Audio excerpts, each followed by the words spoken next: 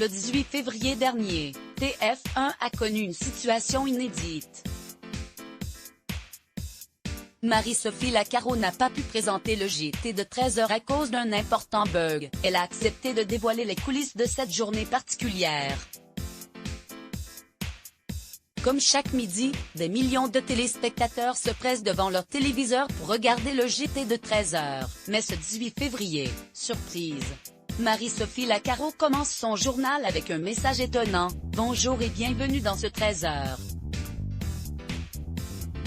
Mais nous n'allons pas passer beaucoup de temps ensemble. Aujourd'hui, c'est totalement inédit, nous n'allons pas pouvoir vous proposer votre JT, nous ne sommes pas en mesure de diffuser un seul reportage. Nous avons ici un énorme problème technique.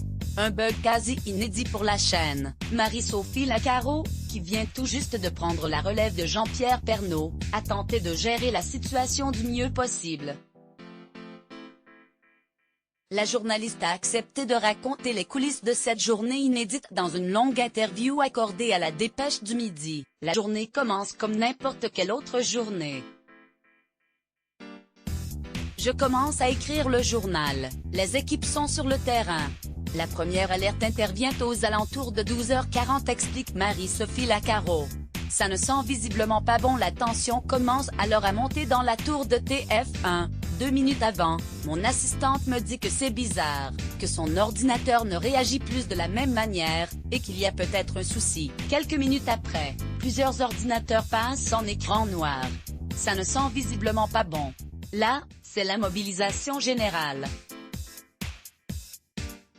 Malheureusement, il n'y a rien à faire, nous subissons une panne. À 12h52, on décide qu'il faut au moins que j'aille en plateau pour expliquer aux téléspectateurs ce qui est en train de se passer. Mais Marie-Sophie Lacaro s'accroche, elle souhaite coûte que coûte présenter son JT. Par la suite, on convient que le journal de 13h doit être maintenu. On décide alors de relancer la machine, et on parvient à récupérer une partie de nos reportages. On bâtit un journal d'une dizaine de minutes, et à 13h35 on décide de reprendre l'antenne pour à peine 15 minutes. Par JF.